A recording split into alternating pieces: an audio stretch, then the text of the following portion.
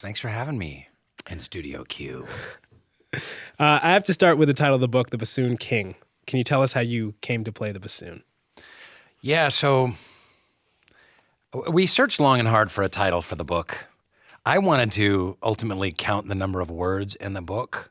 Like, let's say it's 83,277 and say 83,277 words about Rainn Wilson, something like that, a little more meta. But I kept coming back to the idea of the bassoon because it's such a ridiculous instrument. I mean, it's preposterous. I mean, it sounds kind of cool, but also kind of pathetic at the same time. It's just kind of like when you sit on a whoopee cushion wrong and it doesn't do the fart noise and it just goes. That's kind of what a bassoon sounds like. It's natural tone. Yeah.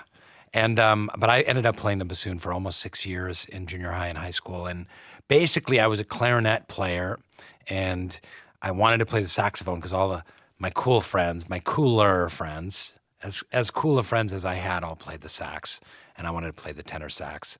And my band teacher was like, "Oh, we've got so many saxophonists. Oh, but you know what would be really cool?" And I was like, what? What would be cool? And he goes, "You know what instrument would be super unique and interesting that no one plays that's just fantastic?" I was like, "What that?" "The bassoon." I was like, "Oh, sign me up. Oh my gosh." And the bassoon it's so lame. It takes like an hour to put together. It's like a giant jigsaw puzzle made out of Lincoln logs and toilet paper tubes. That's how I describe it in the book. And it kind of sums up. At one point in the book, I say like my bassoon was my nerd crucifix. Sounds like a perfect title for me. Even as a young kid, you were the entertainer in the house. Do you remember what kinds of things you did to get a laugh as a young kid? Yeah, I just found that I had the ability to make people laugh by goofing off, by making my body do ridiculous contortions. And so I just put that to work in the classroom and at home and everywhere I went. And I was one of those kids, I never really fit in. I always felt kind of like an alienated outsider. I just always felt awkward no matter where I was, even at home.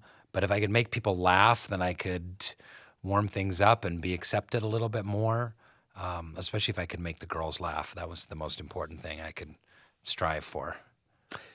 And that was a discovery that you made progressively throughout your high school years as well, about your ability to make people laugh and what that unlocked for you. Yeah, so it was just kind of a goofy nerd making people laugh. And then all of a sudden, as I got into high school, I went to a new high school in Chicago.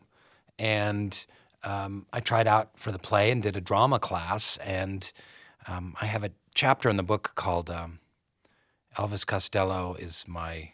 What is it? Is my mentor? I can't remember what the title is. It has something to do with the fact that I did an exercise where I danced around to an Elvis Costello song and lip synced it and made everyone laugh at my new school. And then all the cute girls gathered around me and asked me to sit at their lunch table and asked me to try out for the next play and patted me on the back. And I was in hog heaven. I was absolutely like lit up like a candle. I was so thrilled and excited, and I realized, oh man, I'm onto something. So all of the geeky stuff that I had done up till then, Dungeons and Dragons, chess team, Model United Nations, I kind of left all that behind to be kind of more of the drama geek rather than the traditional nerd. I love that story because that is a pivotal moment in every young man's life when they discover that thing that will get them the attention of certain people. Right. Yeah, exactly. And there's so many people start off, I like to think that I do what I do now for more than the attention of girls. Of course, I have a beautiful wife of 20 years, and she's the only one whose attention I really need. But sometimes it all starts with the girls, doesn't it? It just starts with just, Yeah, and it's important to own that. I think that's where it starts. It's not bad. Yeah, you talk to 3/4 of the rock musicians you talk to, that's why they got into it, you know? They didn't fit in. They could play rock music and wear a leather jacket or whatever, and they would get attention. In terms of not fitting in as a kid, you had a pretty eccentric childhood. As a toddler, you moved with your dad from rainy Seattle to rural Nicaragua, but religion was one constant. What do you remember about growing up as a Baha'i? There were, I grew up as a Baha'i in the 1970s, and it was a very different time spiritually in the United States. I don't know about Canada. I imagine it was kind of the same. It was in the groundwater. You know, the Beatles were traveling to see the Maharishi, and, you know, Shirley MacLaine was channeling ancient alien ghosts, and people were on, Cat Stevens became a Muslim. People were on spiritual journeys. They were looking inside. They were contemplating. They were meditating. They were communing with nature. That's when the ecology movement started that same time. There was a spiritual kind of juice in the air that isn't there anymore. And it's funny because my dad tells a story. So I grew up a member of the Baha'i Faith, and my parents were kind of bohemian-ish, kind of hippie-ish Baha'is in the Pacific Northwest and in Nicaragua for several years, 3 years. But he tells a story in the 70s that you could go down the street and you could say to a group of young people, you know, gathered on a street corner, like, hey, we're going to have a spiritual gathering at my house tonight and just talk about spiritual concepts and the Baha'i Faith, and, you know, you want to come by and check it out? And they'd be like, yeah, man, totally. I'm so into that. That sounds awesome. That sounds totally groovy. In the 70s, that was totally fine. Yeah. And I remember growing up, and every week we had a house filled with incredibly diverse groups of people all talking. What was that like as a kid? It was great. You know, I grew up with all of these spiritual ideas. You know, we read books by Buddhists and by Sikhs and by monks, and we had people over in saffron robes, and we meditated, and there was incense, and there were deep, heady discussions about big ideas and concepts of the soul and free will and God and creation and life after death. And so I grew up in that rich milieu. That is, you know, I talk about it in the book, and I'm sure you're going to ask me questions about it later, but, you know, why I founded Soul Pancake, the website, media company, and YouTube channel, was to, you know, get young people talking about some of these ideas again in a new, fresh, kind of cool way. But it's so different now. Like, talking about spirituality now is like people just vomit in their mouths. They roll their eyes. They're like, bleh. It's just the worst. Well, yeah, I mean, I want to ask you all about that because I find that super fascinating because it wasn't always like that, as you just pointed out. In the 70s, culture sort of moved away from those interests, and you also moved away from those interests at a certain point in your life when you were a young actor and a student at NYU. What changed for you? Why did you move away from that religion? So I grew up a Baha'i, and my family was Baha'i. We lived in Central America for a while doing Baha'i activities. My dad taught the Baha'i faith to Mosquito Indians out in the swamps in northeastern Nicaragua on the Mosquito Coast, and worked with Baha'i communities out there. It all had to do with acting. I moved to New York City, and I was 20 years old, and I was going to acting school, and I didn't have any room in my life for faith anymore. There was a number of different reasons. I had a girlfriend that I was having sex with, and I felt guilty about it, and premarital sex is not allowed in the Baha'i Faith. Allowed is a strong word, is not encouraged in the Baha'i Faith. I felt guilty about that. I wanted to rebel against my parents, and I knew like becoming an atheist and turning away from religion would hurt them in some way that I felt like I wanted to do at age 20 in a really immature way. But mostly I wanted to live the life of a bohemian. I was living in New York City, and I wanted to be an actor. I wanted to live that life that I had read about, Charles Bukowski and the Tom Waits life, and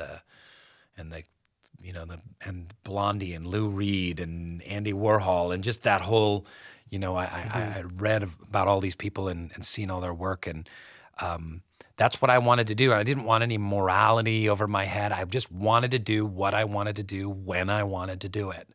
And so I dove into being a theater artist, and 100%. I went to acting school and did experimental plays and lived in Greenwich Village in the Lower East Side and did all kinds of ridiculous stuff. And there wasn't the room for, or at least at that point, you couldn't reconcile the two.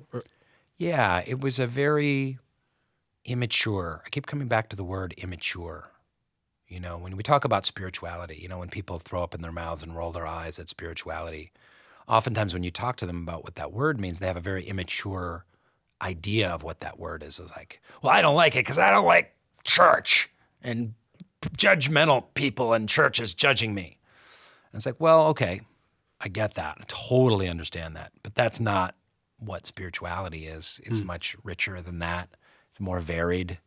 It doesn't necessarily have to have anything to do with religion per se, just your connection to whatever is transcendent, whatever is beautiful, meaningful, lasting, that has to do with art, creation, seeking to transcend the kind of monkey experience of the human being to something a little bit higher.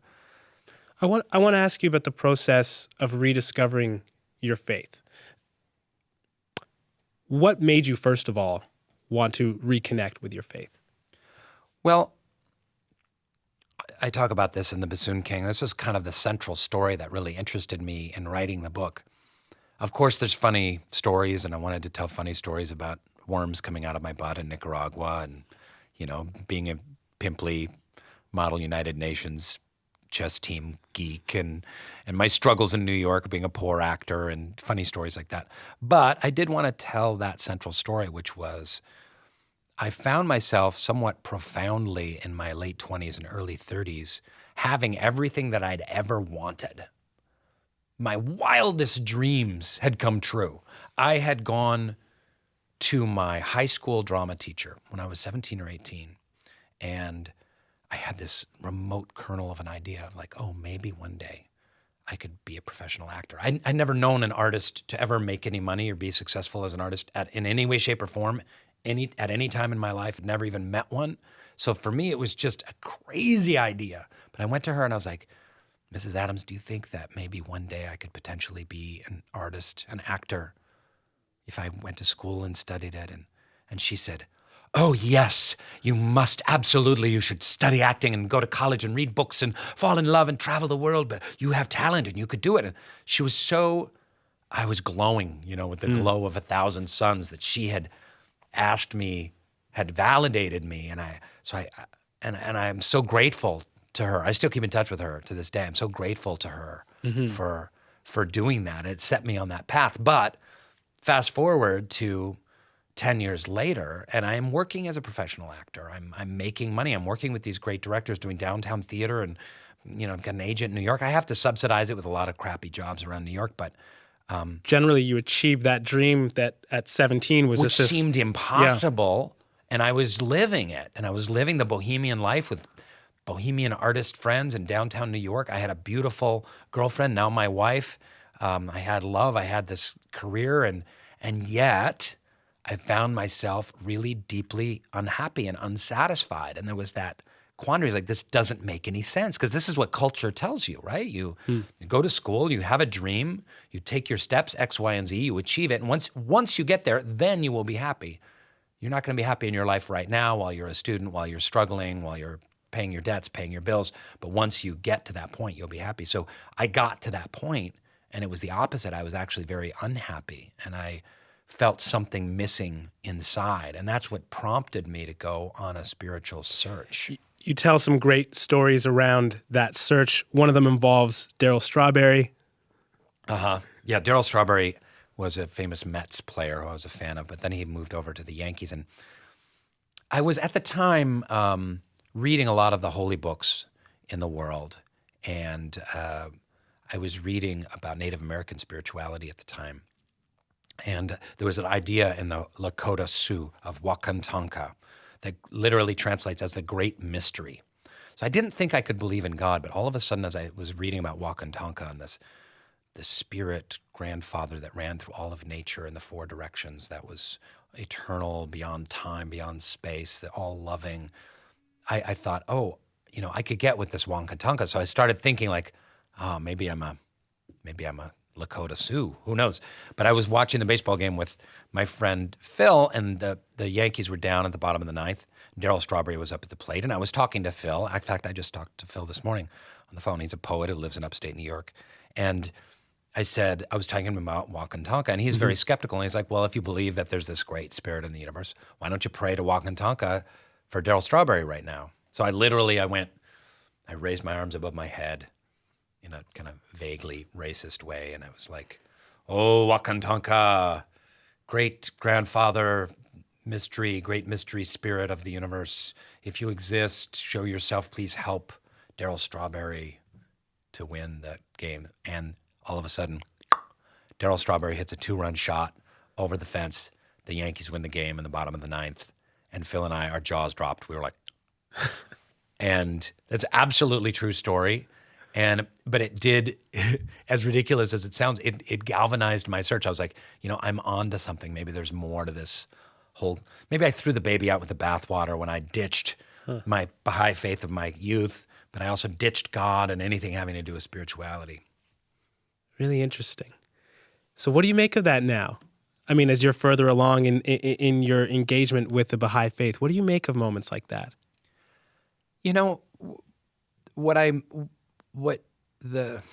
What's nearest and dearest to my heart in my life and in the world is people going on a quest and going on a journey. Everyone is going on that hero's journey that Joseph Campbell talked about, that Luke Skywalker goes on, that Keanu Reeves in The Matrix goes on. Everyone is going on some version of that journey. And what moves me more than anything is talking about the artistic and spiritual journeys that we all go on. We all are artists in heart. We're all striving. Even if you're an accountant, you're striving to make beauty in the world and see things and translate things in new and exciting and transcendent ways. And we're all on a spiritual quest where everyone is going to die. You and I are going to die. Everyone listening to this radio show is going to die. What are we going to do before we die? What purpose do we have on that journey? When we're on that deathbed, what are we finally wrestling with that we didn't do with whatever we had? And that whole spiritual journey, looking for our truth, is what's important. So I was on a journey, and I think it was simply a signpost along that journey, like you're headed in the right direction. And I think that's all you can look for, Another important story on that journey for you, and it relates especially to the hero's journey, the artist's journey. You tell a story about sort of bombing on Broadway and becoming a praying man in the process. And one thing I found really interesting is in your prayers, you gained understanding about what you were doing wrong as an artist. Yeah, that was a transformative experience. I was doing a play on Broadway called London Assurance, which was a classic play written in England in the 1700s. And it was my first, I had been struggling as an actor, and it was my first lead role on a Broadway show, and I was so excited about it, but I was also got really, as sometimes do, I got what is it in sports? You choke up. I was choking. I was just locked in pressure, and I was sucking. And all through the rehearsals, I couldn't shake it. I was in my head, and I just felt like a weird robot actor, and I couldn't bring any of my natural spontaneity to it, and it was just locked in my head. You're just in your head, yeah. Just in my head. And I knew I was going to suck. And I realized, wow, 2 or 3 weeks in, I'm sucking, and I can't get out of this. And I tried everything and worked with friends and the material. So that's the first time that I really prayed in earnest. And it was a lot of 3 a.m. prayers on my knees. Please, God, help me, just praying. Just my greatest fear, what was my greatest dream kind of was turning to my greatest nightmare, which was to bomb on Broadway and suck on Broadway. And I ended up being okay. I wasn't horrible. If you had seen the play, you'd just be like, oh, that guy's a little miscast and he's odd and it's not working quite what he's doing. But you wouldn't have been like, oh, that guy's stinking up the stage.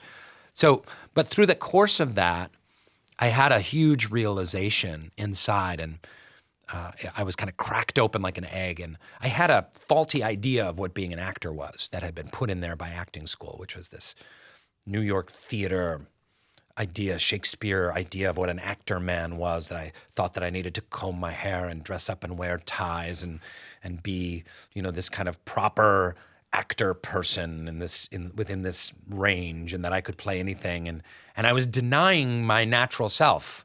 And so after that, that's when I put my glasses on and just dressed from my normal thrift store clothing and just became more of myself and just was like, can you swear on this show? No. Really. No. Well, I'm getting from the end. No. Maybe.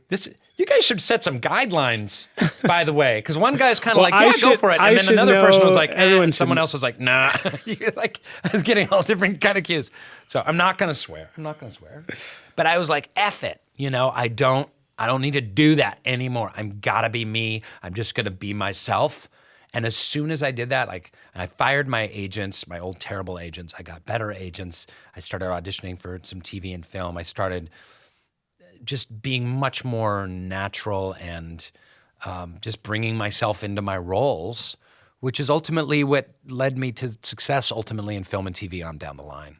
So, but if I hadn't gone through that failure and the fires of that pain, it was a painful 2 or 3 weeks. I mean, I was praying, I was crying, I was talking to my wife on the phone at 4 a.m., just like, oh, I'm the terrible actor, just falling apart. If I hadn't gone through that fire, I wouldn't have ultimately played Dwight. You know what I mean? So you don't know how those pitfalls are going to help you. I want to continue this in a moment. I'm speaking to Rainn Wilson. You know him as Dwight Schrute on The Office. His new book is called The Bassoon King, and we're talking about the connection between spirituality and creativity.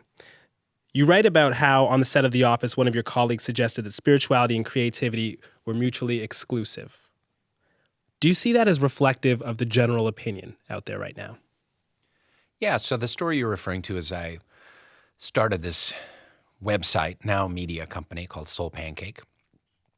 And Ed Helms on the set of The Office, he said, hey, Rainn, what's this Soul Pancake that you're doing? And I was like, well, it's a website that seeks to combine spirituality and creativity. And he goes, aren't those two things mutually exclusive? And I was like, interesting. And I realized, nothing against Ed. Ed is a very spiritual person and artistic person and just a salt of the earth, great human being. I realized that that is a common misconception that, you see the movie Footloose. Spirituality has nothing to do with art. Like, how dare you dance? How dare you express yourself? Look at the connection between spirituality and creativity throughout human history, right? From cave paintings that were shamanistic, right, to Greek gods and the myths. There was no distinction in ancient Greek culture between a play performance and being in a temple. It was the same kind of ceremony. It's an expression of human storytelling, from Michelangelo to Jackson Pollock and the spirituality he expressed there. I mean, it runs through everything. John Coltrane. I mean, it's fantastic. Cat Stevens. And did you ever get to the bottom of why that is such a common opinion now, even though given that history we and have everything? such a split in our, again, I think it's an immature, I get a little sick of it, to be frank, of this kind of anti-religion thing that's on in our culture. It's like, I get it.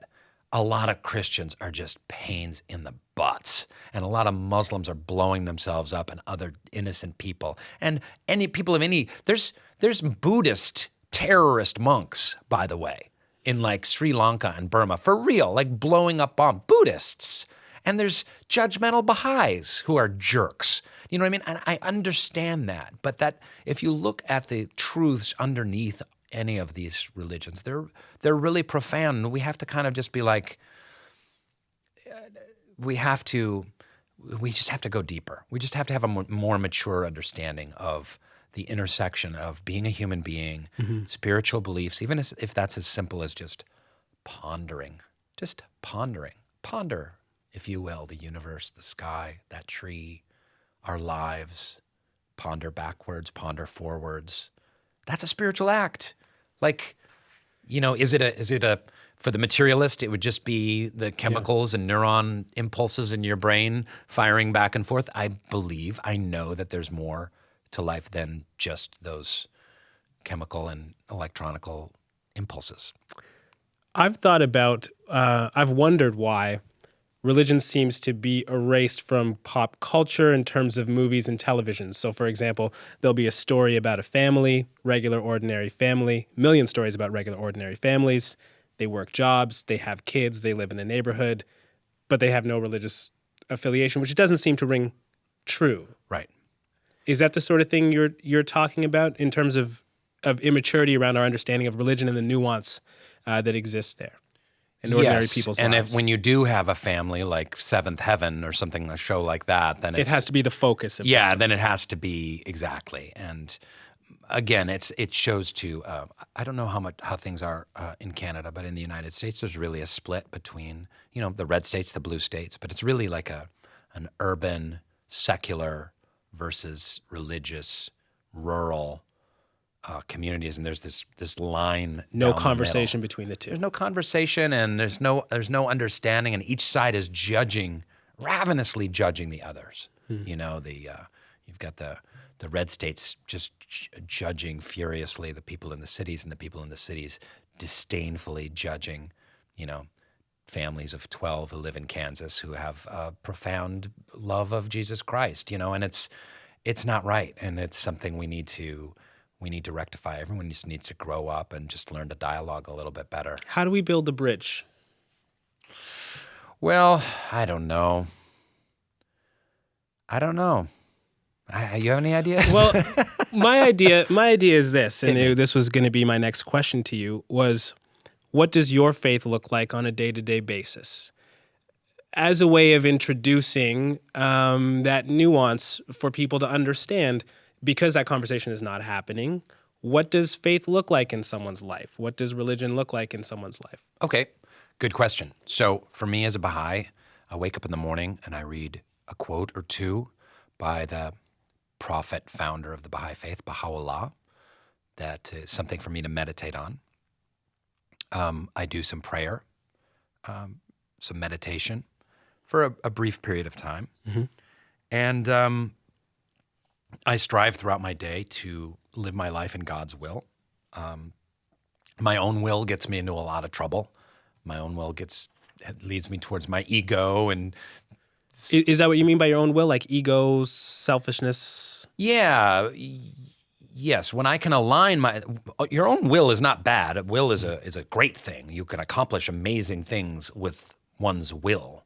But if you can align your will with the spirit of the universe, with that golden pathway of God, then things feel much more in sync. And I'm speaking for me. Mm-hmm. I get in a lot of trouble when my own will wants success and power and status and to be approved of and liked, and I want what I want when I want it. And when I align my will with God's will, I am more in service to other people, and I can keep my ego in check and kind of have a better sense of humor about myself. So just plain and simple, that's how it works. So that's partially how my faith works. And then last night here in Toronto, me and my friend Jamie, who's sitting out there, we went out to St. Jamestown to some of the housing projects where Baha'is are working on a thing called a Junior Youth Spiritual Empowerment Program, which is young people being of service in their communities. That's basically what it is. So it's there's no agenda to convert people to the Baha'i faith. It's young people deciding. In fact, 80% of the people doing the projects are not Baha'i, discussing, hey, what's going on in our housing project here and what needs to be done. And they do some spiritual acts and meditation and conversation and then cooperation and consultation, and they go out and they do service. And then the older youth, like the 16, 17, 18-year-olds, start mentoring the younger youth in this way of doing it. And it's seeing some really great results. So on a day-to-day basis, if I'm getting this right, it looks like sort of meditation and prayer and reading and also service. Yes. You said something really interesting. You said that these things give you a sense of humor about yourself. Mm-hmm. Most people don't connect religion with humor. Well, if there's an all-powerful spirit in the universe, it's so far above us as people that humility is the tough one, right? For me, it's always been the tough thing. So my faith brings me to humility. Without faith, not humble. Me with faith, hopefully, if I do it right, God willing, inshallah, I have some humility. And the humility gives you a sense of humor about yourself. Like, here's my flaws and my foibles, and here's what I can do pretty well. Let me put those tasks towards service to others. And I don't know. I do it very imperfectly. I don't want to come off here like I'm holier than thou, or I know the answer or something like that. I really don't. I make a ton of mistakes, and I've fallen on my face countless times. But it's helped you. Your faith it has helped me. you. Yeah. It's helped me. It's given me focus and given me purpose. Has it ever held you back? Has it held me back? It did when I was younger. Again, it held me back when I had a misguided idea of what it was to be spiritual and religious, and I thought it was just, I thought it was holding me back, and that morality was because that's another very common thing right now, that morality is bad. That's a cultural thing. Everyone should just do whatever they want to do as long as they're not hurting anybody else. And any kind of morality that comes from someone else or a holy book or anything is bad and wrong. And I don't think that's true. I don't think anyone should ever impose their morality on someone else. I think that's been the problem. But we all have to develop our inner sense of morality and decide where that comes from. Does it just come from what our friends are doing? If our friends are just smoking piles of weed and having sex with a different person every night, does that mean that that's cool with us? Maybe it is. I mean, I'm not saying that's fine. I have tons of friends that do that, but we have to make that decision. Do we get that from our culture? Do we get that from someplace else? And we have to consciously really contemplate some of these questions. Final question for you, Rainn. For a lot of people, faith is a private thing, but it's important for you to share this, to have these sorts of conversations. Why is that important for you? I risk a lot talking about faith. It's turned off a lot of people to me. And they're like, oh, that weird guy from the office is a member of some weird sounding religion and he's talking weird about spirituality. That's fine. That makes me sad, but it's just an important part of my life. So I just like talking about something that's an important part of my life. That's all. I just like sharing it. But and you're hoping to normalize that. Yeah, normalize. That's why Soul Pancake was founded. Our website and YouTube channel.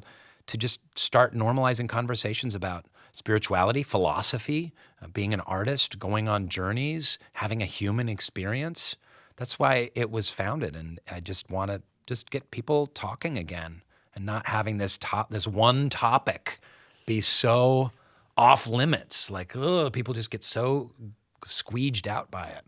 Fascinating. Thank you so much, Rainn. Thank you.